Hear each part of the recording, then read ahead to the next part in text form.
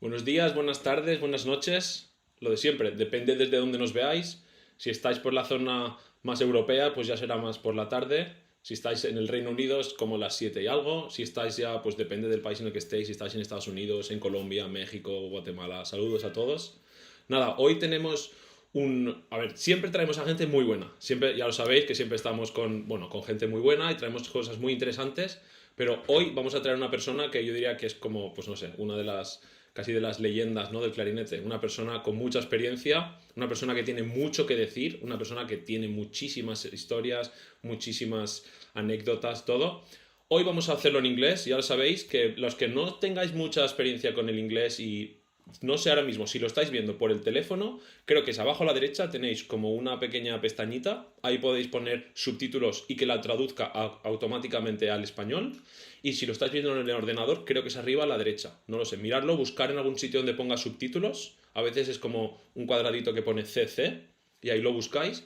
Y bueno, ya sabéis que como los músicos tenemos que aprender siempre muchos idiomas, ya sea español, ya sea inglés, ya sea francés, ya sea alemán. Entonces, hoy va a ser un buen día de práctica, así que nada, hoy traemos, como ya sabéis, ya Alberto está siempre con nosotros, ya tenemos mucha suerte que venga porque tiene muchas cosas que decir. De hecho, el otro día me escribió una persona que le tengo mucho aprecio y me dijo, oye, ese chico yo no sé quién es, pero habla muy bien, me gusta mucho lo que dice. Y me gustó que hablaba que hay muchos sitios que hablan de unas cosas que no tienen mucho sentido. Él me gusta que lo dice muy claro. Y digo, pues mira, yo encantado que venga, Alberto ya sabe que es su casa. Pero además de Alberto tenemos una persona que yo le tengo mucho aprecio y bueno, ahora vamos a hablar de él, vamos a hablar, que ya supongo que habréis visto las 3 partes de los Clary Talks que hicimos la semana pasada, la anterior y la anterior, que se habla un poco de todo. Él habla de pasajes orquestales, él habla del material con el que toca, él habla pues un poco de su vida, de dónde viene, su profesor, Yehuda Aguilat, que hoy hablaremos también un poco de él. Y nada, confirmarme por favor que se escucha todo bien, dar vuestro like, así por lo menos llegamos a más gente. Y nada, voy a presentarlos ya, que están esperando, ya están ahí a ver si... Voy a hacer que... You can unmute, guys, you can unmute. Y nada, voy a presentar a Hermann Stefansson y Alberto Álvarez. Aquí están. Hello, hi everyone. Hey. How are you? Hello. Good. Good. How? Here. Oh. Yes. How? The first question that I always ask Alberto is like, what's the temperature right now in Sweden? How cold is it? It's warm in Sweden. Actually, this week we have been around 10 degrees or something. In my town in Ponferrada, it's been almost the same temperature. Okay. So not bad at all. How does it feel, Herman? For you, it's like too warm. How is it? No, it's not so often too warm here, but it happens. Now has been like 10, 12 degrees and beautiful sunny weather. Of course, colder than south of Spain or... Well, funny enough, I was this week because I'm here in London and we had the same as you. We had like 10, 13 degrees, 14 I think we got today. And I was talking to my family and they were in Valencia and in other places and they said like, oh, it's so cold here. And I was like, you see, move to London, it's where the good weather is. We have good weather here. So maybe in Stockholm... It's raining a lot. Isn't it raining a lot in London? Well, this is something that we always discuss, no? That London is a city that is dark, that it rains a lot. And compared to how much liters of water we get here is not that much. Like, for example, Amsterdam rains much more, or even Paris. The thing is that here we have a lot of what we call the drizzle. That is a bit of rain, kind of very light rain. And I guess that's what gives the feeling of people that it's like, it's always raining in London. But, I mean, it's like every city, has the good things and the bad things. Yeah, there are cities like that like Bergen in Norway. They have a beautiful orchestra. I played a few times, and once I came there, they had 99 days of raining without stop, And the next day, my first day after I came, it was not raining but snowing. So there's always something coming there. Oh So God, that's actually now that you say Bergen, where is in the map? Because I had here prepared that. Let me share that. yeah, it's Yeah, they have it's the It's orchestra here. picture is with the parapluie, with the umbrella, right? I yeah, think in Bergen Philharmonic. yeah. Okay. So they accepted it. Can you find Bergen? It's a little bit the same latitude as Oslo, a little bit north on the coast, I think. Yes, Or here. yeah, And next to the fjords. That must be very nice, no? very nice there. Oh, nice. Yeah, I never been to Bergen. Have you, Alberto? Have you ever been there in Bergen? Yes, very nice city. Nice. I was once Mm. in a city that it was here in the north. It's called Bodo or Budo, or I don't know how to pronounce this. Yeah. Yeah. Oh, We have now 2 people that were working last year in Budo in the orchestra. Okay. Yeah, it's the Arctic Philharmonic. Okay. I know, funny. I had a concert there with the I think with the Mahler Chamber Orchestra, and that was very. I Mm. remember it was in August, and it was very like it was cold to be August because I was in Spain and it was like of course 35, I don't know, 30 degrees, and getting there. But the most impressive thing for me was the light, that it was 1 a.m. and it was still, I mean, almost daylight. yeah, it's very far north, so Yeah. it's hard to sleep in the nights there in the summer. Yeah. God. It's yeah, So do you have it's this? very Yeah. nice there. Okay. Do you have these nights in Oslo as well? Sorry, in this side, like in Stockholm or around, well, in Örebro, Alberto. Is this kind of same in summer, or it gets darker? No. I think, I mean, summer is really nice here. I tell my brother to visit always, but he's like, I want to go somewhere sunny. I'm like, it's totally sunny. It's sun 18 hours a day. Actually, it's really nice summer. It's not too hot. I remember when I was up in the Masterclass with you, Herman, that we had. I mean, we had the lessons, and then after the lessons, we would maybe practice a bit, and then the rest of the day we would be out in the nature, like until midnight. So it was perfect. It's very beautiful. Yeah. So how do you know each other? Did you, Alberto, had a master class with Herman, or? Yeah. I mean, I don't know actually when we met the first time, No, I don't but. remember. Because I was studying with Yehuda and I went to some master classes, but I was in Sweden. My first time actually was when I had a trial in my orchestra, and then I went to this Aurora master class, and then Yehuda got sick, and it was Andreas that came. But then probably Herman, I met you afterwards in Stockholm somewhere, and then I went to the lessons for they're up in the PTO. And I think that's when I had maybe the first lesson with you. Yeah, I think so. We also played together in your orchestra. Yeah, yeah, that's right. Uh, I remember because my tooth broke, my tooth chipped, oh, I, and we were doing the Beethoven piano concerti. I remember. yeah, that's Yeah. And I came. I think I came to the rehearsal late because they were yeah, reconstructing it in the yeah. dentist. Yeah. So I don't forget that one. Oh God, what experience! No? So Herman, you have taught like most of the clarinetists in I mean I guess in Sweden, in Norway, Finland, or how do you feel? No, No. no, I don't know how many, but I mean, it's a small world, the clarinet world. Maybe not in Spain or Portugal, but here, I mean, of course, I've had many students of my own. I also have had many lessons with other people, other students and professionals also, and yeah, mostly in Sweden, but in the other Nordic countries also, but of course not all of them. But I've been lucky to meet a lot of them. Yeah. So has it changed a lot? Do you feel like, I don't know, like in the 2000s to now, the latest, was that, because I don't know, I remember the time that I was studying, it felt like it was a very nice place to go for auditions, for orchestras, because, and I don't know if it's because they were creating more or what was going on, but has it changed, or it's been always as good as now, I guess?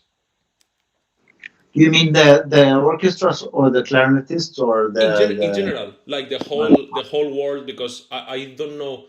I mean, I know some orchestras are old, like they're like, I don't know, like 70 or even more than 100 years. But is this new? Like also that there is much more clarinetists going, more Spanish people, like I don't know, like Alberto, or many more people from any other countries going there. yeah, there is a difference. I just I think when I started to teach in the Royal College in Stockholm, that was about 1997 or something like that. Um, I the most of the people in the class were Swedish.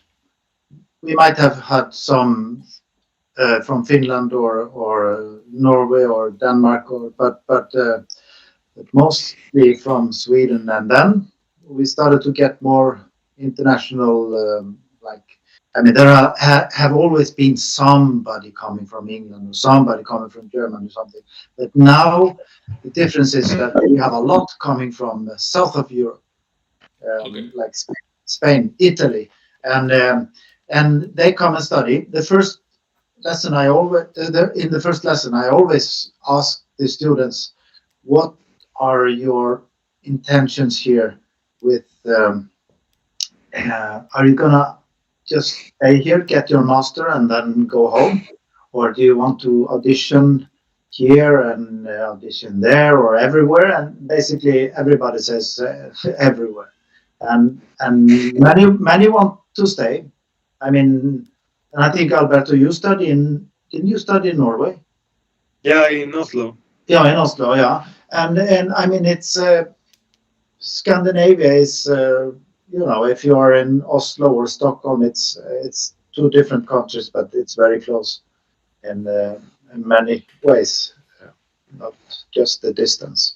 But so a lot of foreign students in the classes in Oslo and Sibelius Academy also, and Denmark, and I'm sure in Bergen also, and Gothenburg, yeah, and in all of the universities there are more, um, and the overall level will be higher with more students applying, and even for the Swedish students, that it's better for the student to have a lot of competition, a lot of other students that are good, much better than not having it. So Yeah. I think everybody's very happy with all the students from Spain and Italy and But I wherever. guess that's something that in Europe is, I mean, I see that in many places, like also in Germany and also in Scandinavia in general, and compared to Spain, Italy, Portugal, that is kind of, there is, it seems that the quality of orchestra, so the quality of the work, you have more free time, is better paid for the quality of life, blah, blah, blah, is better in the north, so Germany, Scandinavia in general. And then you go to the south, and there's like a lot of clarinetists, a lot of very good level, I would say. I mean, I assume so. I'm not 100%, but I think so. And then that there is not enough orchestras, and they are not that well paid. And there's like, no, it's always this kind of, the north has more orchestras, but maybe not that many people. And when there's in the south, if you have like 100 clarinetists, of course, 4 or 5 will be amazing. No, and in the north, if when everyone kind of goes to the north because there is not much work. I say that in Spain and in Italy is what I know most. I assume Portugal might be probably similar. No, and then of course if you go there you study, and then it's better to get a job. No, Alberto is like, kind of, we all end up going to study abroad, and then it's like, I'm just Yeah. gonna stay. Yeah. Can I say something very interesting that Hermann said now? Because I went to Norway. I did my bachelor's in Salamanca, Mm. and I never really thought of going out. Money-wise, it was not really possible, and I didn't. I wasn't maybe not so good in English at that time, and I thought my level was not high, and so I really never thought about it. But then my father maybe said sometime like, you should do an Erasmus. It would be good for you, but he was never like too hard on that. But then I met Yehuda on my second year of the bachelor, and then I went with him in the lessons in Murcia and here and there. And then it was him that actually said like, I have this student in Norway, Björn, and it would be very good for you. And then that's how I ended up in Norway actually. And my plan was in the beginning, maybe I was very open about staying or not staying, because I started to study Norwegian, and I said, okay, if I'm going to be here for a year, I want to learn as much as possible in this country, right? I don't want to be just this guy in the clarinet room and cannot do anything else, And I think it's very interesting what you say, Herman, because like in the interview I did with Jordi, he asked, you asked me like about auditions and that, and then I said like it was very important. And then when the interview finished, I said like, did I sound very negative? Because I said like, you should really look what you audition for, because you might end up somewhere where you actually don't want to live. And I guess it's kind of somewhere where you were going maybe, but for me, I've seen many people, right, that get a job somewhere and then they don't want to stay there. And of course, it's very nice to have a job and to have an income. But many people feel trapped because getting a job is so hard with the clarinet, right? But you don't think that, no? I guess that's something that we are not used to thinking. Like, okay, you study and you study, you want to be better, better. Then if you get the job, you're like, okay, wait, this job, is that the one? I guess it's like this step we don't think like, okay, I am studying in Spain, I'm gonna do Erasmus. Where do I want to study? Where would I like to live after that? No, what was this city, country, area? Like, the situation can be like I've seen actually. Imagine like Budo, right, in the Arctic, or to give an example. So you can have an audition and you have great level, like huge level for clarinet, like they've never seen in Budo before, and that's great. And then they get this really good person, and it's coming from whatever country, you name it, Southern Europe, let's say. And then this person is there, but they never thought like, I have to speak Norwegian. I have to deal with like winter, and with other cultural things that are not so big. But I think playing the clarinet in a job is only a part of the job, of course, because then you have to live there. And I think it's very sad when I see people that live in a city where they don't feel integrated. And I feel very integrated in Sweden, but I've seen many people really frustrated, and they miss their countries, and I don't know, it's very hard for me to see, because I don't think there is a need for it. It's like, okay, think just 10 minutes. Would you like to learn Swedish and live in Sweden and have a family in Sweden, for instance? If the answer is no, then you know what to do with the audition. I don't know, maybe I've been thinking like this some years now. But do you think, Herman, that maybe people think more on the clarinet? As in, I want to improve, this person is good. Like, for example, I want to study with you, then I want to study with you. Don't think what this gonna bring afterwards, no? Well, do you see that in your students? If I understand your question right, we all know we can go to the other side of the earth to have a lesson with the teachers we want to have lessons with. Like, if we mention Yehuda again, people go for lesson in Los Angeles, and it's a expensive trip. That's for lessons. If you are studying in a school in a country and you answer this question I ask, are you gonna audition here? I think actually there is a difference between it. Depends of who it is. There are some, I've had students that would go for every audition, and and I've had students that are selected. No, I don't want to apply for that job. I actually had a week as a substitute player there, and I didn't like it. Or I think Yeah. this town is too little, or this, But and it's up to anyone to decide. There, but then again, some people do, as Alberto says, they go and audition, and they're not thinking about, oh, Bodø, or I know we mentioned Bodø in northern Norway. Do I have to live there? Which is a great place if you like the cold winter and the dark winter, except it's snow all winter, so it's lights up a little bit, but it's very far north. So so I guess if we say we have audition to the Swedish Chamber Orchestra, Alberto's orchestra, probably we will have more applicants for a job there than in Bodø, because somebody is thinking about distance also.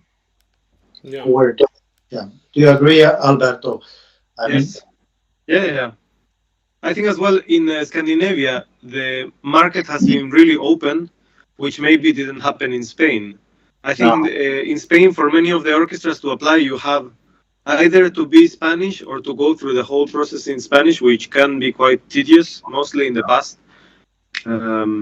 This can be hard. Or like, I remember someone told me about the process in the Radio Television Orchestra in Madrid, last audition they did. And it was impossible to because there is like this hard bureaucracy. Yeah. Whereas in Scandinavia, it's mostly you send an email or an application and that's it. Yeah, I would say that's very Spanish.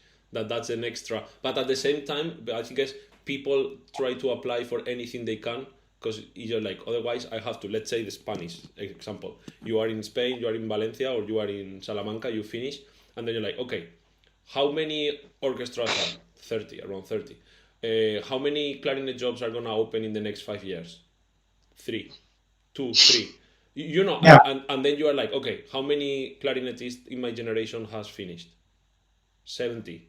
I don't know, because there's probably more. Honestly, one day Alberto and me, we can make the numbers, but honestly, I think something like this. You are 70 and you're like, okay, options. I have a few. It's like Madrid, you have a few more, Barcelona, you have a few more, and then some places you have 2, and then if you have 1 somewhere. So you are like from certain area. Let's say I'm from Valencia, and I get the orchestra in, I don't know, in Galicia. For me, it doesn't really matter if it's Galicia or if it's Stockholm, I would say. Because maybe, then it's another experience, then I go to a bigger city, blah, blah, blah. So I understand all these Spanish, Portuguese, Greece, Italian generation that we're like, okay, what am I going to do? If I leave my house, if I leave my parents, because Spanish, we are very kind of parents related. If not, I really don't care, no? I don't know, Alberto, you feel the same, but that's how I see that many people that I talk to, they feel like this. Like, if I leave, I don't care. If I have to go to the US, maybe the US or, Yeah. But I think there is a moment where then you start to think, okay, the orchestra is fun and I love this work. It's really cool to play. Because this happened to me not so long ago, actually, that I got into the routine, right? And because you come to the orchestra and you've gone through this process, so you're like this maybe competitive mindset, no? That you had to really go through yourself, and the practice really hard and go to the audition and maybe deal with the stressful, or I had like a tough time on stage before, like, which I don't have now. Now like in Shostakovich the other day, I was enjoying, like I was in my house, like having fun. It was really nice.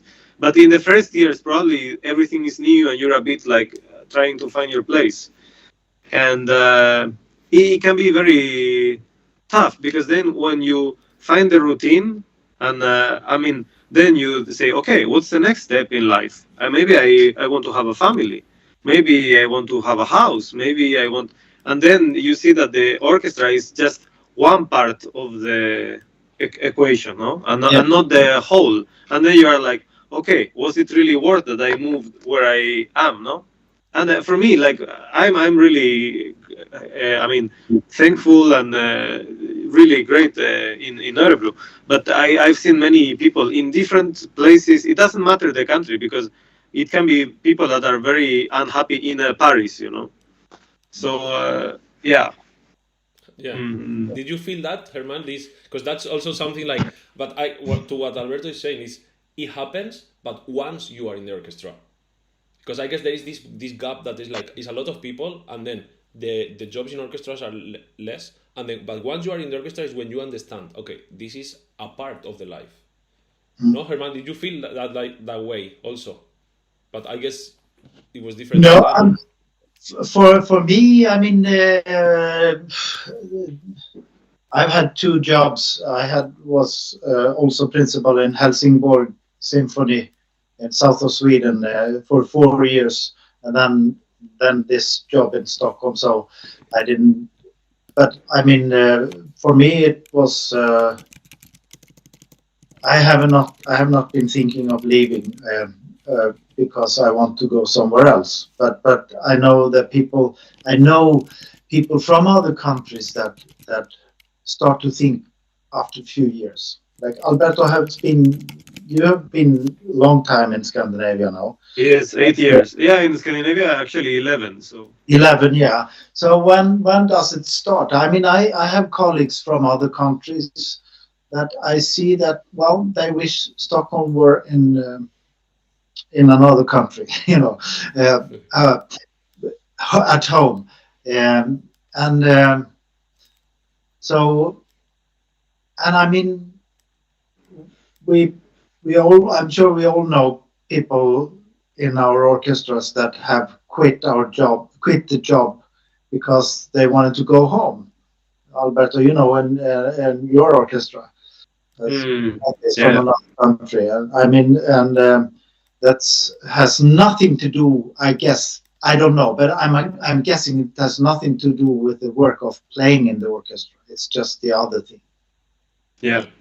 Well, so maybe just a recommendation for the people watching, that would be like, it makes sense to find a teacher that is the one you want to study with. So like if you have Erasmus or you just want to do the masters, but it's also good to have in mind, say like, okay, if I go here, I might stay here. No, it's this kind of thing, like maybe, or I can do like, I don't know, like many people doing, you study with certain person, you get the knowledge, you understand as much as you can, blah, blah, you come back home, and then from there you do auditions. That's also a possibility, no? And but yeah, I mean, for me, the experience just studying outside Spain and to see what's there.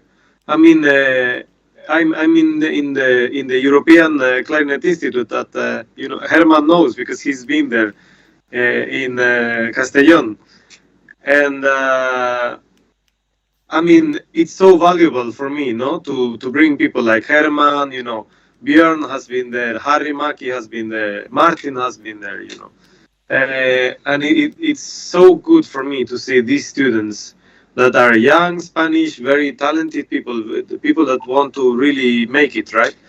As everyone. And you know, they see these people that come from really another, and you give them, you know, so much strength by just saying like, you know, just do your job and think like this. In Spain, we have sometimes an old school that it's really not letting people bloom, you know, in an artistic way. But I think in Scandinavia, people can really get great musicians, even if they don't have the hard base of the Spanish music system, right? Because we have a very hard system in Spain, which can work really nice, because then you see many Spanish around the world. But then in Scandinavia, you see like if someone is very good, then this person like makes it very far, you know. They get this really nice motivation. And I thought it was so good to ask the students then, like, how was the lesson with Hermann? And they were all like, their eyes were like, wow, you know. and this is the best for me, like to see that people that come after me, right after my generation, will have a better experience than I have. For me, this is the this is about, right? Yeah. Yeah. Herman, any tip that you would say for this student that is like, okay, I want to study abroad? Like, is that, would you say that is the best thing because I am like with Alberto, I agree totally. If you have the chance, go and study. Of course, try to study with a good teacher. But I think also the experience of going to another country, that opens your mind, a language, food, weather, people. I think that's very very important, I would say, as a human being. No, do you feel like more like, okay, just clarinet here, or how do you teach your students? How would you approach that? I think it's very good for students to go abroad, but there is a you know there is a Swedish saying that it's easy to think your neighbor's garden is greener than your own, and it's not always like that. I mean, so some young Swedish students have asked me, I want to study in America. Yeah, but why go or in Europe? Some why not have the bachelor in Sweden, then go, because it's good to you have a you know um, wait, you can go later. Also, I've had very good students that I said you should go abroad to study there also, but they some of them say no, I don't want to. I want to be here. But then you can go for a lesson master classes here and there. Of course, you don't have to go to another country, but it's very valuable. It has been for me. I studied in Holland also with Walter Boykens, and I didn't get so much connection after that year there as I did in America. But both places were good for me, of course. But so it depends on what kind of people you meet. But it's interesting to see other places. Yeah, I think also the masterclass thing, it's a very very important thing. As in, you go and you meet the person. You heard Yes. about whatever, but you meet and you work 1, 2, 3 lessons with a certain person that you might spend 2 years studying, or even 4 years if you go for bachelor. And I guess that's, I would recommend to everyone, before you go to study to a place, at least have a call or something, because you can hear things about someone, but if you have no idea, maybe it's what you said, maybe the personality, even if it's a fantastic teacher, maybe you just hate each other. And maybe the feeling is not the same, and it doesn't mean that it's better or it's worse. That I guess not. Also, this connection with the person can make and can really be more helpful for you, because it's not. Of course, it's clarinet. Of course, we talk about clarinet. Of course, it's you have to learn the technique, the blah blah blah, the position of the tongue, the air. But then there is this extra, no? Because there is a moment that when you talk in circles about all these things are starting to get like, okay, let's say, quite clear. And then also the way music is, you express, you want to say something, and if the person in front of you, your teacher, is like, you don't have good feeling, and you have, I guess that could not work so well, no?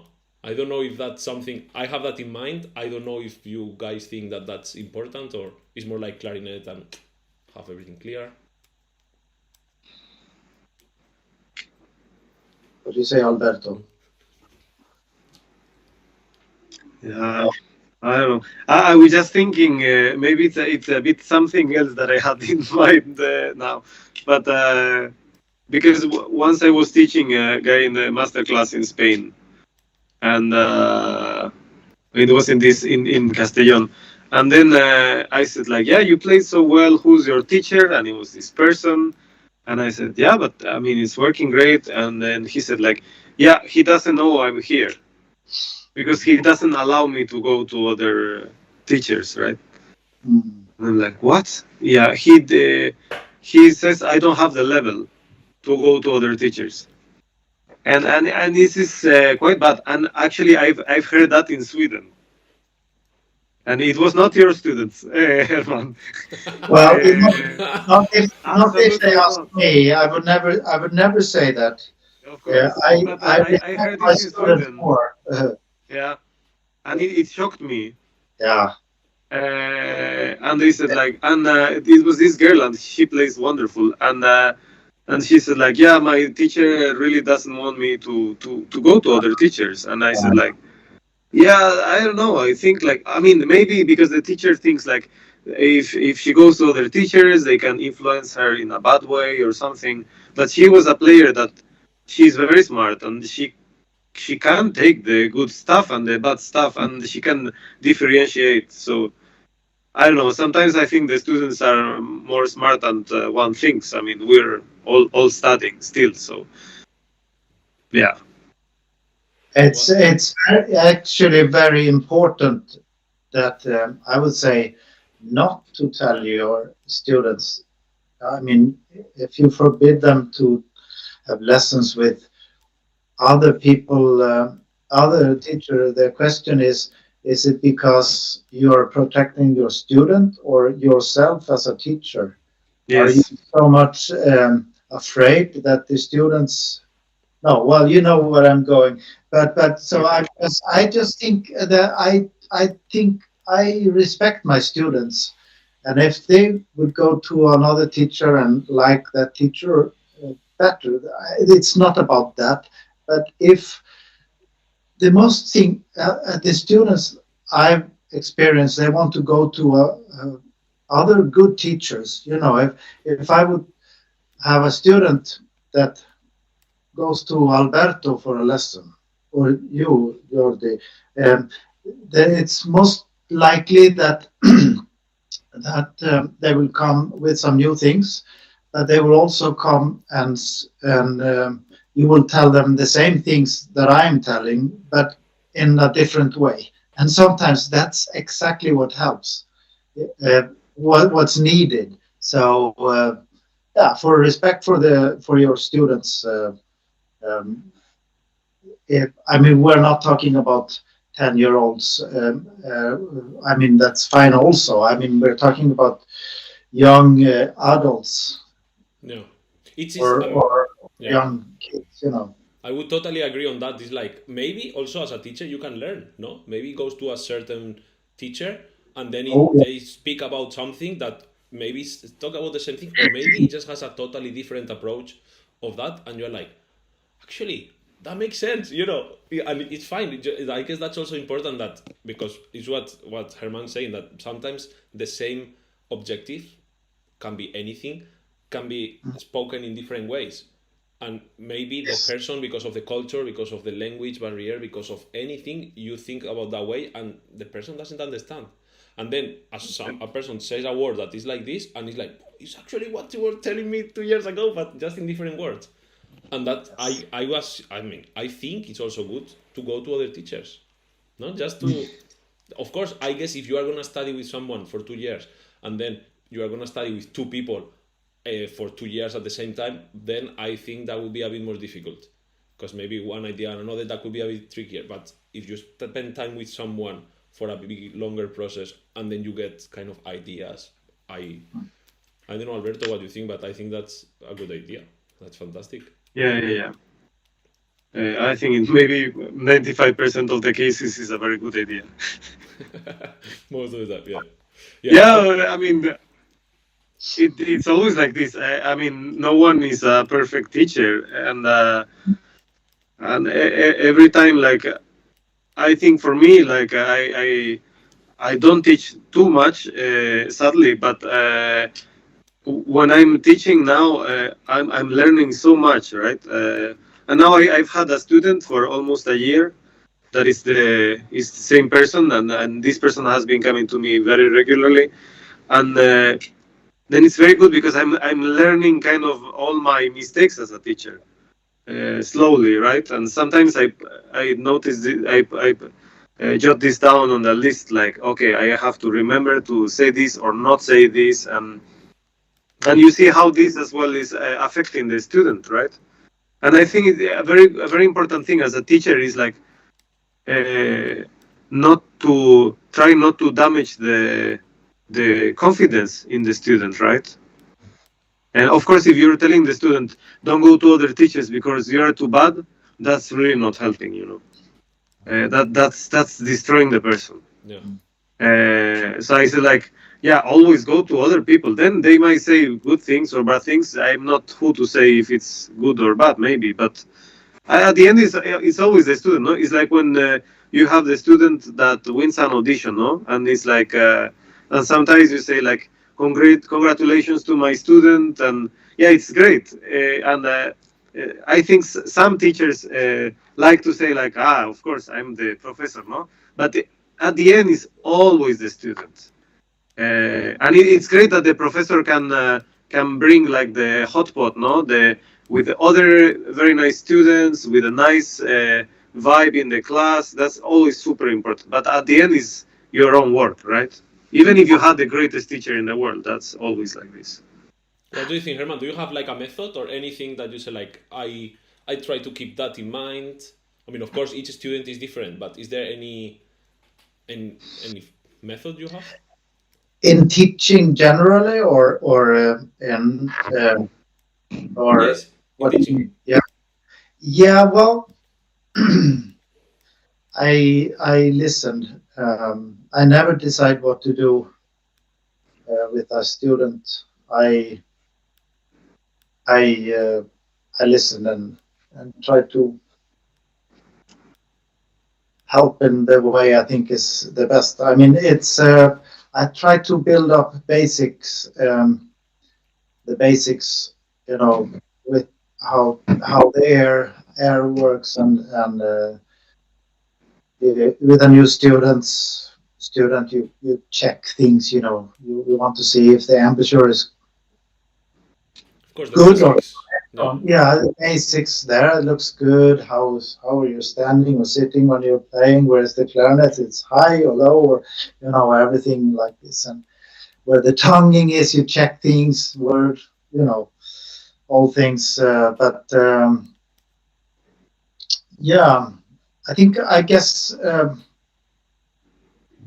if you want to have, if you would like to have help with get the fantastic fast fingers, you should probably pick another teacher than me.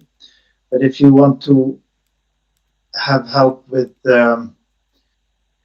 playing technical things with good sound, then I can help more than, you know, it's a little bit how my background is. But so Yeah. I don't know if I answer you, but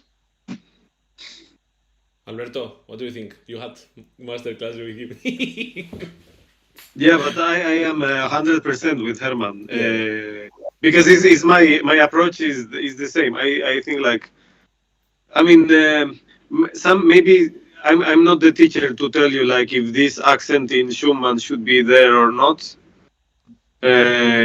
because that's for like a historicist. Or I think you can, like, read books about Schumann to know if, like, he wanted, and I can have my own opinions about it, but it doesn't really. I'm not a person to convince you to make the music like this. But okay. But okay, let's put it like that, Herman. Let's see what you. this is my idea. But I what I try with my students is, like, and it's exactly like Herman says, and maybe it comes from Yehuda as well. Like embouchure, I put a lot of effort into, like, the air with the breath builder and the building the nice flow. That person has, like, a not musical, always, like, playfulness, right? That, you know, that you hear, like, this stream of music, you know, and not someone, like, trying to fight with the instrument. I think it's very important. And then I think everyone has their own soul and musicality, and you can argue many things musically in the different ways. And this is, like, experience is teaching me this, that you can argue a lot, and people with totally different ideas might end up in the same idea, or in different ideas that are possible. But if I'm trying to convince the students, like, no, you have to play like this, there is something for me that I'm doing wrong. Yeah. So I say that, Herman, you have a student right now that has studied, let's say, in Spain, and then after that, he went to study with you the masters, and he has already enough level. You worked a bit on basics, the first year of master, has good level. So all the basics, you say the air, the tongue, everything is fine. And then you say like, okay, you are back in September or end of September, then you start there, and you have a whole year to prepare for an audition. Let's say an orchestra in, I don't know, Oslo. Then in an orchestra, how would you do that? This student has already the level, you know how it works, you know each other, has been working with you, can play all the excerpts, let's say that technically can play them. How would you do that? Let's say this student goes, let's say like, okay, after the year, after the summer, now I saw that there is audition in, let's say in January. You have like 4 or 5 months to study. How will you do that? Well, the work is done by the student. I try to help. I mean, a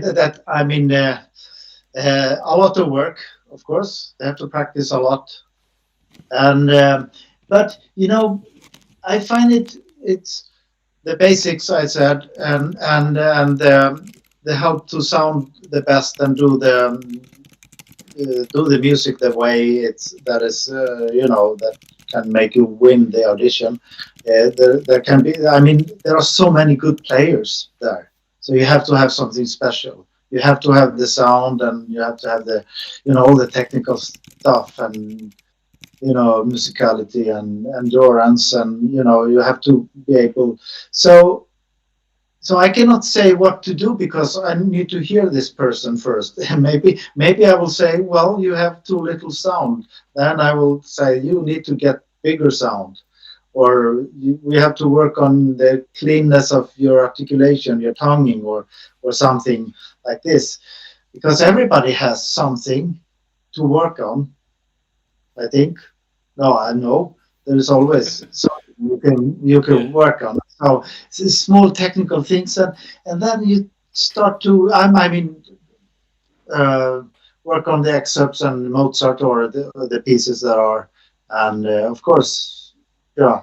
But do you impose your version of the, I don't know, we were talking before about Shostakovich 9, has to be like this, or is like, I think it has to No, be around that, tell me what you think? no, yeah, no, I agree with Alberto, of course. I mean, I'm exactly like Alberto says about, I don't care about this accent there or this slur in Mozart. I mean, there are some things you should have, I mean, but if you want to argue for a lesson about the slur, no. I mean, for playing Shostakovich 9, I try to, or any excerpt that is difficult. That's difficult technical things, and there are other difficult things like in the second movement, the third movement I was talking about, the allegro, or is it a presto? I don't know. But the moderato, the second movement, that has there, that there are other problems there. I mean, problems. There are other challenges there, and basically, yeah, you have to find the way to play it. I think I'm not stuck with you have to have this tempo because it's my tempo. I try to say choose the best acceptable tempo for you. I mean, the tempo every jury member will accept and is the best for you. And there can be, for a fast movement, it can be on the fast side or the slow side. I mean, so you have, and even Beethoven 6, how fast do you play that? Is that good to play it as fast as possible or as slow as possible? Yeah. I mean, so it depends of who you are teaching. I don't think anyone wants to, I don't think any teacher should want to make a copy of him or herself. Yeah. And the students are so smart, so they wouldn't try. I think. No, but So, I guess in the time that you are preparing for an audition in an orchestra, you see your teacher as the reference. look, this person plays in your case, this person plays in an orchestra. What he tells me, I'm gonna do it because that's what it worked for him to get in an orchestra. So sometimes the mind is like, if you allow the student to be open, like, what do you think? Then the student will open the mind. But if you are very like, no, this accent is there, more crescendo than that, no. Then the student will say like, okay, this is the way. So I just was wondering how you approach it. So you leave a bit more space in that sense, no? And connecting to that, I wanted to talk about, let me share something here, because this is your orchestra, the Royal Stockholm Philharmonic Orchestra. How do you say it in Swedish? Kungliga Filharmonikerna.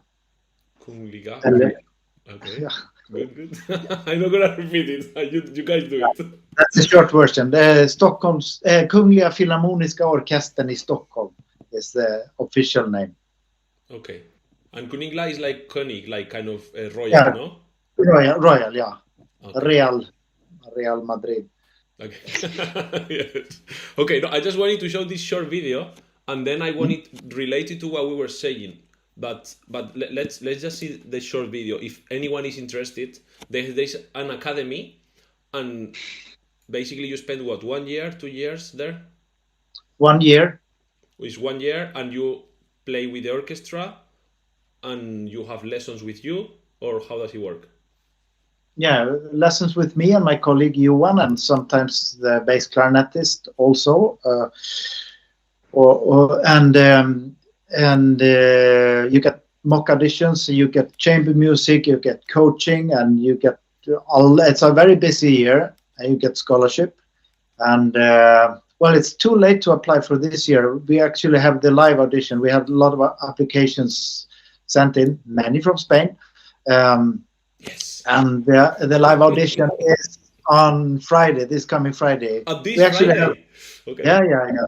So coming Friday, we have like we have had this is the 10th year that is starting next after the summer. You know, Hermann, Spanish. I think I never told you, but I applied for the academy. You and did? It was exactly but it was exactly when I got my trial in Örebro. Okay. So I could never even do the audition. Yeah. Okay, yeah. And I felt always like, I mean, it would be great, of course, but it was a bit funny that I applied for it, and in the end I never went. But I've had many of your students there, of the people you've had in the academy. Yeah. Here in the orchestra. Yeah. I mean, and there are lots of them doing great out there as well. Just for people to know that the Royal Stockholm Philharmonic, I don't know if it's the best, but it's for sure one of the best orchestras in the north of Europe. Like definitely in Scandinavia is one of the top ones. No, Alberto? I mean, Hermann will say yes. Will say probably, but don't ask me or yes.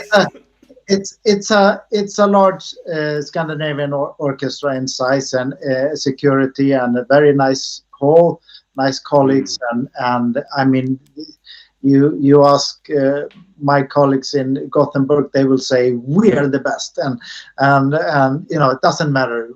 There are many good orchestras, like in Oslo is great, and Gothenburg Radio Orchestra, and Finnish and Danish radios orchestras. There are many good orchestras. Yes. And I think we are one of them. So it's a very good working place. Also. So let me just show the short video for people to have a bit of an idea. It's just like a few seconds, no? Something. Yeah, it's like 30 seconds or something. Under det här året som har gått har jag insett att det är så himla kul att vara del av en orkester. Det är fantastiskt att varje vecka få spela en ny repertoar, och det är ett högt tempo, det är mycket att lära sig. Det är fullt av adrenalinkickar. This is the hall where the orchestra plays the concerts or rehearse also as well? That's the hall, yeah. Just for concerts or rehearsals as well? Both. We always rehearse in the same. Having the opportunity to be in an orchestra academy really gives you time and space to figure out all of the necessities of working with professionals. It's an experience that really you can't gain elsewhere. Det som ingår under året för studenterna är enskilda lektioner med kanske 2-3 olika lärare från orkestern, kammarmusiklektioner, seminarier och mock auditions som är simulerade provspelningar bakom skärm med direkt feedback. Och framförallt givetvis då att spela i orkestern, att ingå i orkestern, spela under ledning av fantastiska internationella dirigenter och med fantastiska solister i all möjlig repertoar.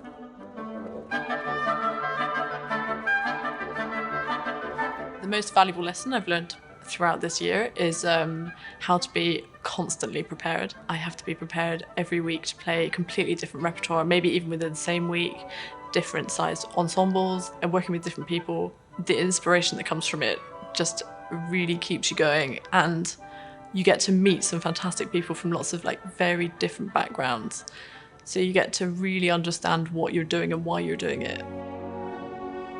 What's been really valuable for me is having been able to get lessons from the principal and co-principal players of the Stockholm Philharmonic.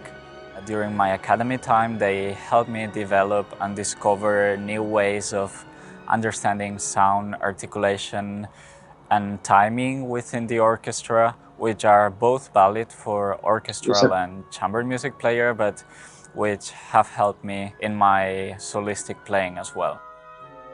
Being part of the Orchestra Academy is a really great chance to just watch and observe amazing musicians in their everyday work. So for me it was really inspiring.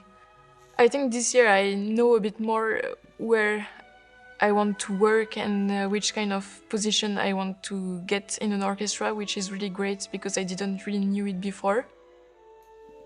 This year I spent a lot of amazing moments. The most important for me is the first concert that I did here. For me it was like meet superstars near you, so it was really incredible. I think people should apply for the academy because it's a year where you can learn as a musician but also as a person.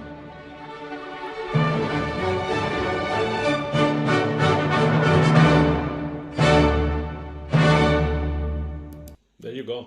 I wanted to, it's a very nice video, very well done.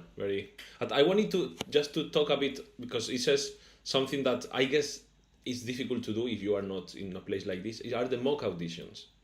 These mock auditions that sometimes we do it, I guess you do mock auditions also with other instruments, no? Yeah. That sometimes if you are in the university, I would say you study clarinet, you only do it with clarinetists, no? And sometimes to have an oboist listen to you to say like, oh, this Beethoven 6 was a bit, too far from what I would think my excerpt is, no? What do you think? What's the best thing from these mock auditions, or how do they work in there? I think asking the students after this year is all of them say the mock auditions are very, very important for them. They've been, and we can sometimes follow them. We have like 4 mock auditions, 2 in the fall and 2 in the spring semester, and in the end they have learned a lot. Just the way to do it, because it's we have all the instruments. We have 5 winds and we have 4 or 5 strings and percussion also. Not this year, but we've had, and the jury is mostly three musicians, 3 different. So so you play your concerto and your excerpt, maybe 10 minutes, and then you have 15 minutes of feedback, something like that. And that's the valuable thing, I think, because you get immediate feedback for different musicians all the time, different instruments, and because I don't know how it is in every country, but and I've been in a jury with the Swedish Chamber Orchestra also, so I know it's a big jury. Did you get Alberto? Were you when Alberto got the job? No, it was later. Uh, I've heard him, but uh,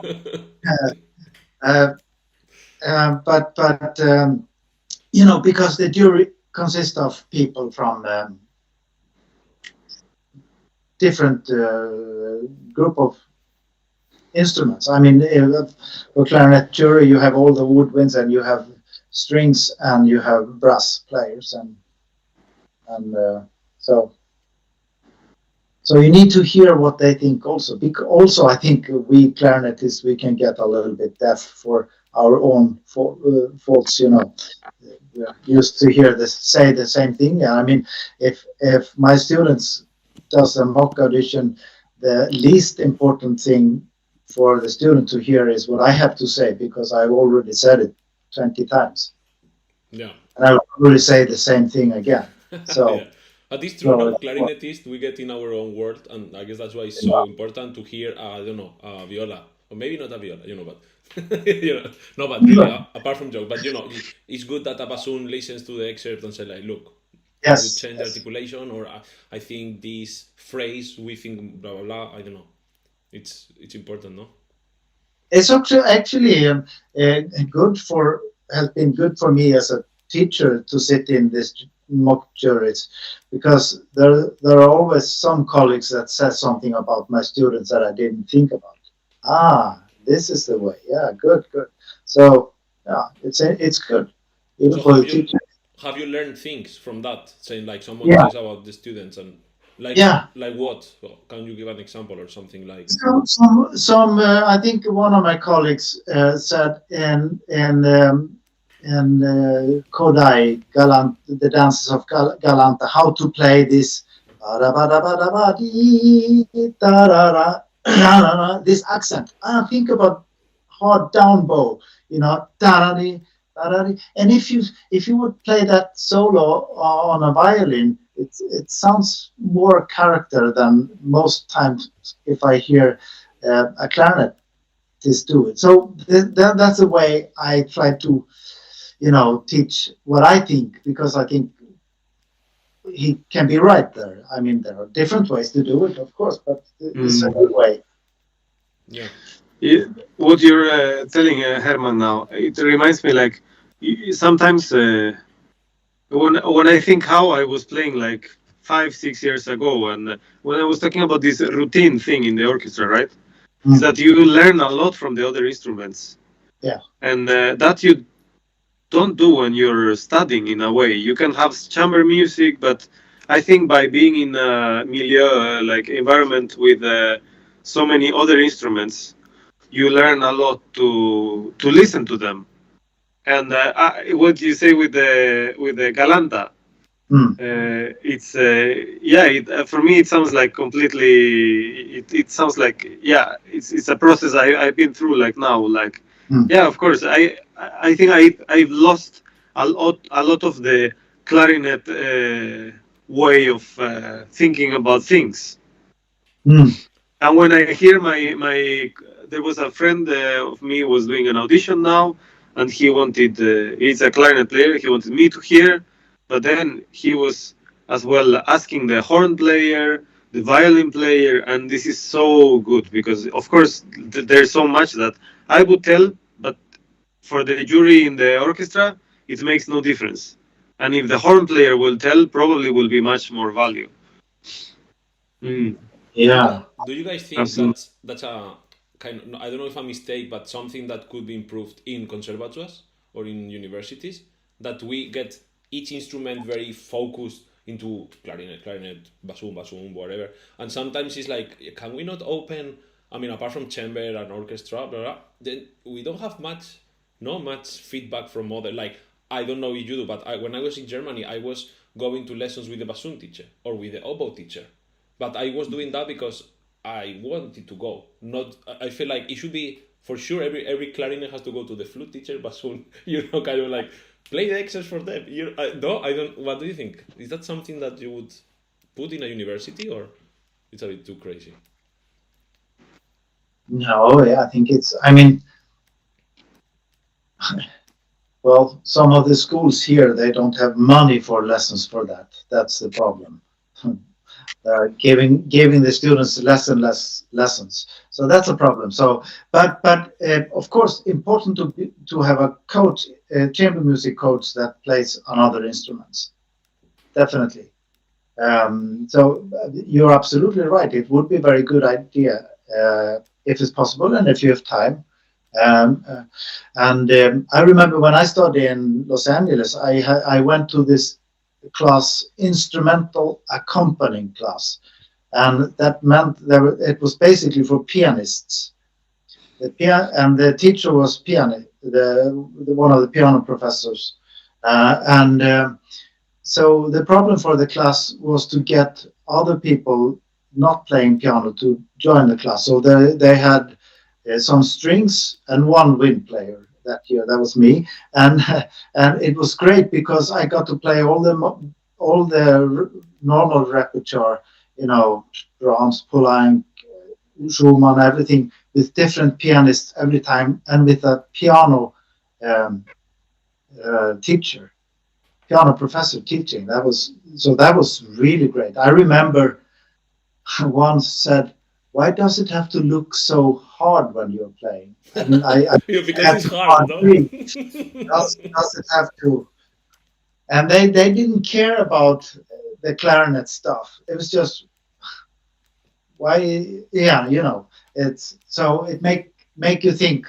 You should think sometimes less about your instruments and more about the music. Yeah, I guess the process is first you control the instrument, you get all the basics. Once you know enough, then you continue and you talk about music, and the clarinet disappears into instrument, no, into all music, into the idea. Yeah. But I guess that's difficult. No, especially because we get so obsessed into certain things, and then by that time you have to search for a job. You are already enough. I don't know. You spend enough time in the university or something. It would be nice to study even a bit longer, or to start studying that well earlier. That's at least what I feel in Spain. That we study really focused, very into this small basic. Sometimes it's too late. Sometimes, I don't know, Alberto, you had that, but I felt like we studied that when you are already 18, 19. And what happened since the moment I started till now? I played a lot of repertoire. I have a lot of experience in things, but I needed someone to tell me, hey, did you? I don't know, is in Sweden like this? Or? What do you say, Alberto? I think that the system is very different in Sweden. It's very hard to try to compare them, really. Because in Spain we get a lot of music basics at school. And it really depends a lot the teacher you have for your instrument, because you're so little, right? And for instance, in Valencia, they have a lot of tradition. And in many places in Galicia as well.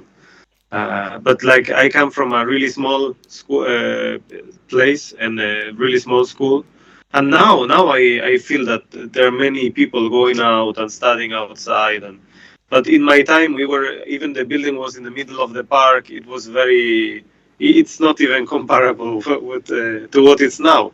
But I think in Sweden, the system is very open.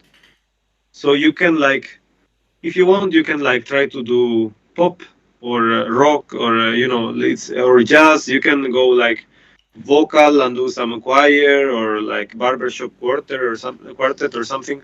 And in Spain, everyone gets kind of a coffee. You cannot choose a latte macchiato or cappuccino. And in Sweden, this is very good because you can someone that really wants the classical might get the right support, and this person will really go to find their place, right? And in Spain, kind of everyone gets the same treatment, which can be good, but many people fall on the way because someone maybe loves to play Bach, but then they don't really want to go through the whole piano repertoire, and they think jazz is better, but they say you can't play jazz because in this school it's only classical. So in that aspect, it's so different, right? then I think the Spanish model is very good because you get really good education. But then, if you compare to Sweden, I think the students here, the kids, are getting 20 minutes each, the beginners, which is very little. But yeah, it's very hard to compare, really. Yeah. It's very different, Yeah. not the system. Very different. Yeah. Yeah. So, And I mean, in Spain, you can it's a education system that you can go since you are 7 or 6 to university without stop almost. yeah. And it's very secure system, and it gives you very good basics, musical basics. Yeah. Yeah. You don't get warranty of the instrument, of course. It depends on the teacher. But you have, for instance, Angel Belda, that was your student, right? No, he was Andreas' student. Yeah, okay. But he was with you maybe sometimes. Yeah. But Angel, for instance, he was with, if I'm not mistaken, Cesar. Very nice guy, and he's a really lovely and really brilliant clarinet teacher and a person. I mean, and in that aspect, he was very lucky, to have such a great figure to Of course, that you have a was good guiding teacher. him. Yeah, from the beginning. Yeah. And I think in Sweden, maybe you do more like you go to like, is it like folkhögskola or like places like in how is this place called in Arvika, Ingesund, or some places to really focus on the classical if you want to do it before you go to university. Well, yeah, sometimes. I mean, I don't know if I'm right, but there are both possibilities. It's there are both possibilities. You don't have to go this, focus. No. But you can go direct from the gymnasium to the college. But some people need more time. Mm-hmm. So, but I think there are some differences. There's a long discussion about the Swedish school of music for small kids. Basically, they're saving money, and it's getting less and less. So it's so much different than before. Yeah, I mean something that what Alberto was saying, it seems a bit here in the UK. It's like you don't have like in Spain that you have a system. It's like you have private. You have to go private lessons with clarinet, with someone, and then if you want, then at some point you have to apply for maybe like Guildhall or Royal Academy Junior, kind of, and then you are maybe already, you could be 14, but then you have sometimes lessons, sometimes you have.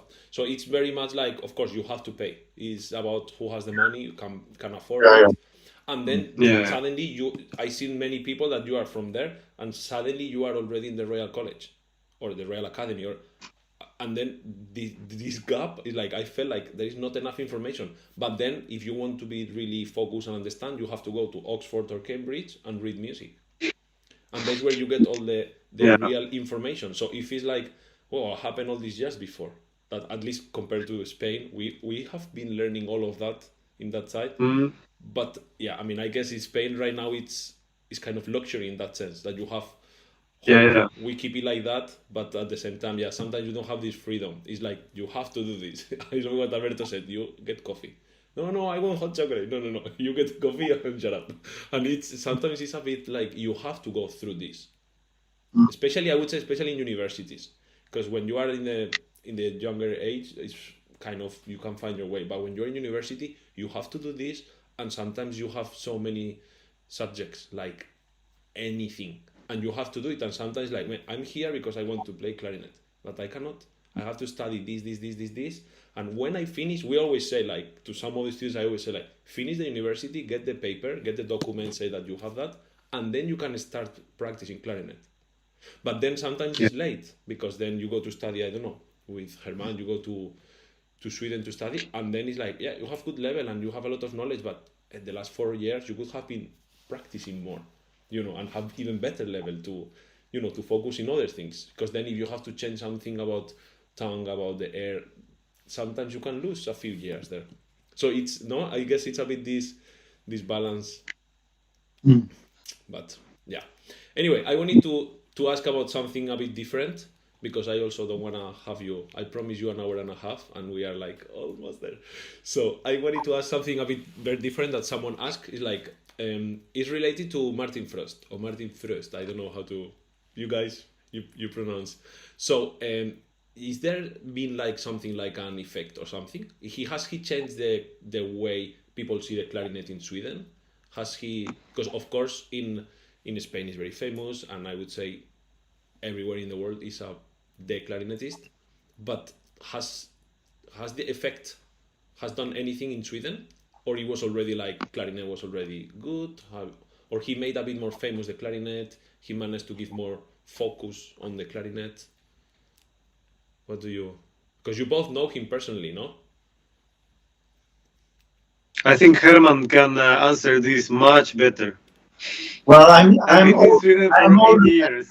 I'm older than you, so I've been around more. Yeah. The fast answer is yes. He has changed a lot, and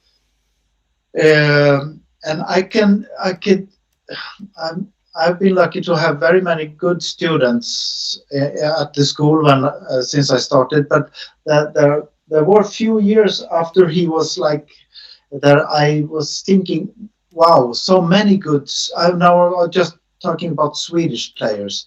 There's so many good Swedish young players that suddenly were more of them. I mean, because of him, probably. Because of him, yes.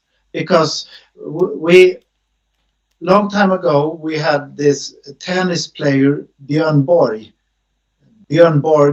if you heard, a Swedish tennis player in the 70s, and he was the best tennis player in the world for a couple of years or a few years, and after him, when he quit, they call it the effect of Björn Borg. A lot of Swedish tennis players came, and they were like in the 10 best tennis players in the world, maybe 5 or 6 were Swedish. Now we have none, but that's a long time ago. And I was always thinking about it. This is the same Martin Frost effect.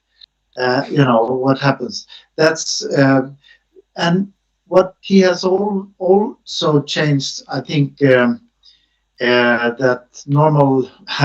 non-musicians know about Martin, because he's a celebrity in Sweden. He's well known. He's a lot on TV. When the king has a birthday, he's playing. When his daughter is getting married, Martin is playing. And he's very well known. And now he is. Yeah, I'm sure I forgot something, but he's the chief conductor of Alberto's orchestra, and so you can probably say something about what he has done there, and for the city of Örebro also, and you've been touring nice places with him. So yeah, but I must say myself maybe Martin effect as well. I always say I play clarinet because of Martin and Göra Feidman. Because it's probably when I heard the first Mozart concerto, I came to the clarinet recordings very late. I was like 13 or something. I didn't know it existed. And as said, I am from a small town, and my first teacher didn't really talk about people were recording pieces. For me, really, I was not aware of it. I was just you play with the piano for fun, and that's it. Some people write music to it. That was it for me. And then there came another teacher, and she brought with her CDs, and she was like, "Yeah, this is a CD with Göra Feidman." Wait, sorry. And for then the new generation, CDs are these kind of things that you used to put in a machine, and then you put it. Yeah. Because now it's like probably they don't even Yeah. Sorry, Alberto. Sorry, I feel old suddenly. So, but one was Göra Feidman, and the other one was Martin, right? His first Mozart. And then his Mozart blew my mind, right? It was like so delicate and so clean, and it was wonderful. And then for me, Göra Feidman as well. I was putting I didn't have the A clarinet, so I was sometimes playing over the CD of Martin with the B clarinet, and sometimes I was putting the CD of Gera Feynman in my parents' like prehistorical audio system, and I was playing like on top of the CD, you know, just to improvise and have fun. I mean, it was nonsense, but it's cool. And I kind of fell in love with the instrument because of these two people. So yeah, and of course he's doing great things with Örebro, and the orchestra is great, and it's for me it's a luxury. I say always to have him here. It's I mean it's like a dream I never asked for, or a dream I never really could even think. You know, Yeah, yeah, it's really cool. Yeah. it's so interesting because thinking about, like, for example, Karajan, Herbert von Karajan, he had a bit the same idea, no? He suddenly started doing recordings in his way with his sound engineering that was in that time totally new, and that created also like out from the music world, from the classical orchestral music world. He created such an effect, and it seems also Martin Frost is in our world is just a clarinetist, but he managed to break these barriers and say like, look, I'm a clarinetist, but I can do this, I can do that, and I guess that's good for us. I mean, of course, I guess for Sweden even more, and that's why I was interested to see that has done, and probably this effect will last for a few years. You know, I don't know how long, but it's so interesting that sometimes this just one person, and probably he was not. I mean, I have no idea. I don't know him personally, but probably he was not looking for this effect. But he managed to go over clarinet to the music, and then it just went. No, it's so interesting. Yeah. Yeah. So connecting with that, I know it was like maybe a long introduction, but it was because you are doing a masterclass soon enough in June. Both of Yes. you know Martin Frost and. Can you pronounce both names, please, Herman? Because I'm really struggling, please. Martin Frost. Okay. And your name, Hermann Stefansson? Hermann Stefansson. I tell you, I tried a few times. It didn't work. Well, Anyway, so do you want to talk a bit about this masterclass? What's well, it's in north of Sweden. I've had a lot of masterclasses there with different guest teachers with me. Like Martin has been there several times, and Yehuda Gilad has been there.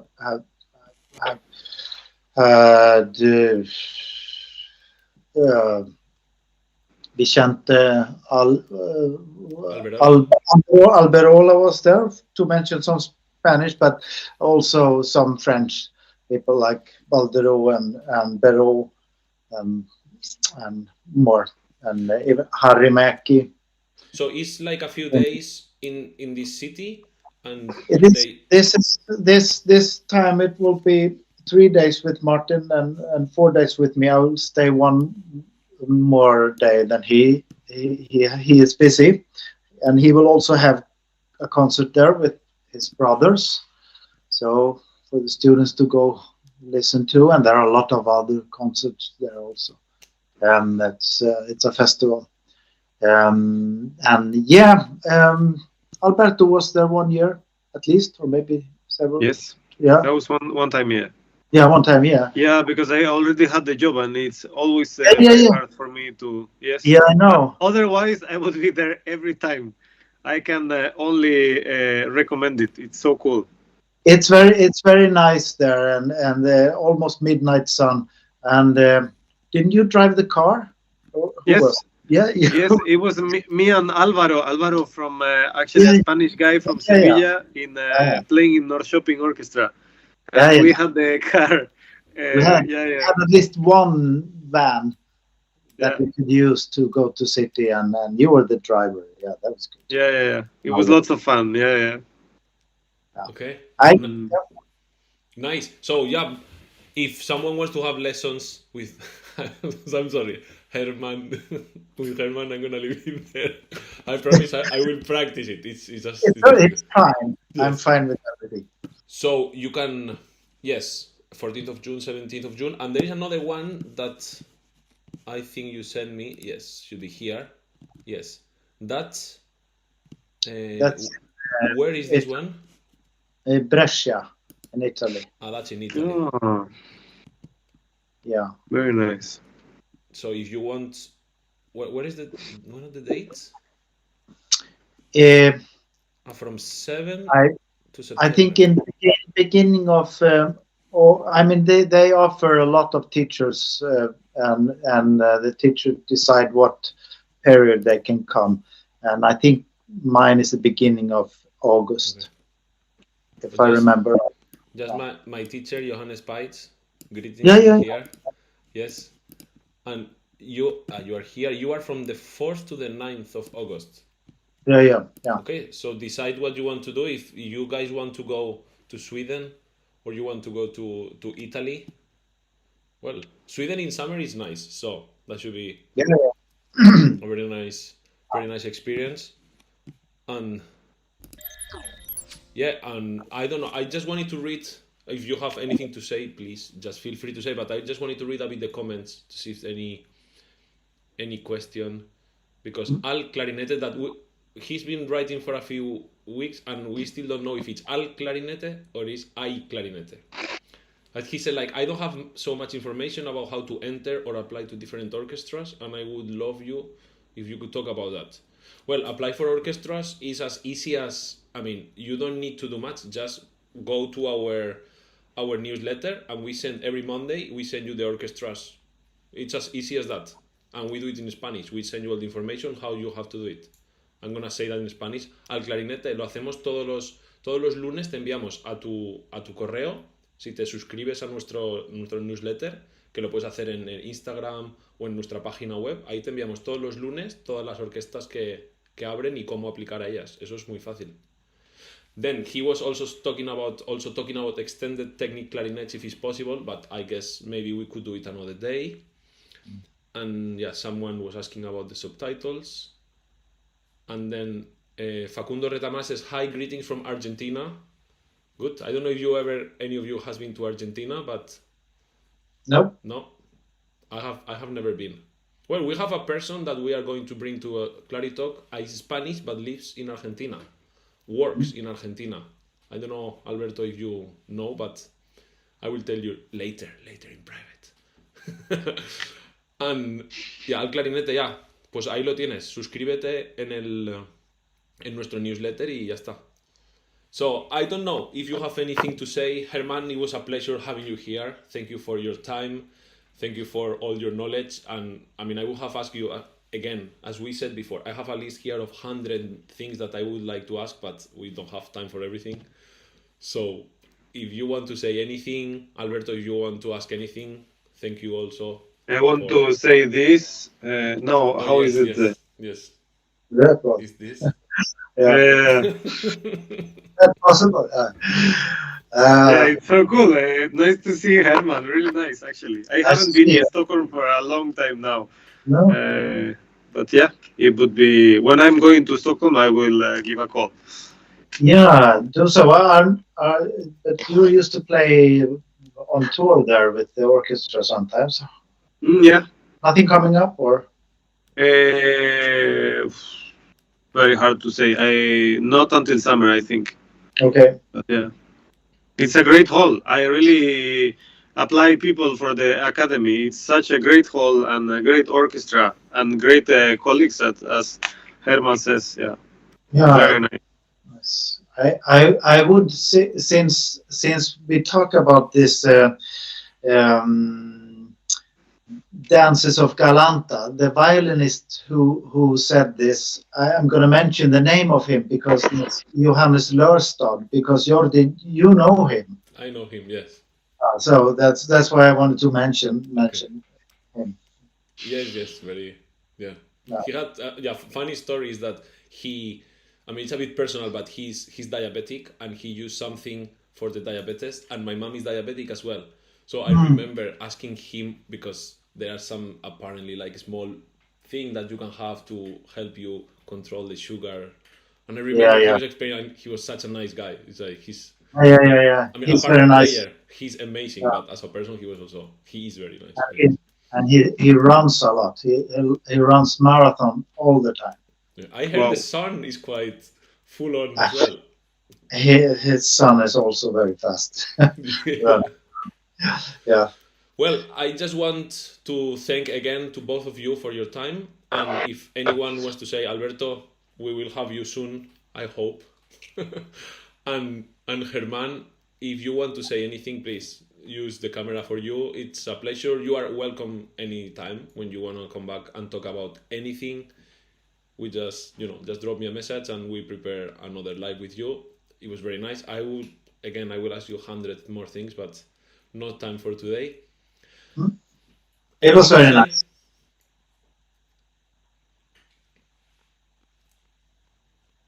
Yes. Okay, so thank you very much. Thank you, guys. I'm gonna stop Thank you. here, and I will see you next week. We have an interesting talk. We are bringing some composer and some clarinetist that we will tell you about. That they just compose a piece for clarinet and wind band, and they are doing the premiere. And the person has been touring. Very, very interesting people, both of them. It will be in Spanish, so for some people will be like more relaxed because they don't everyone speak English. But yeah, interesting things coming up, and I will see you soon. Good night.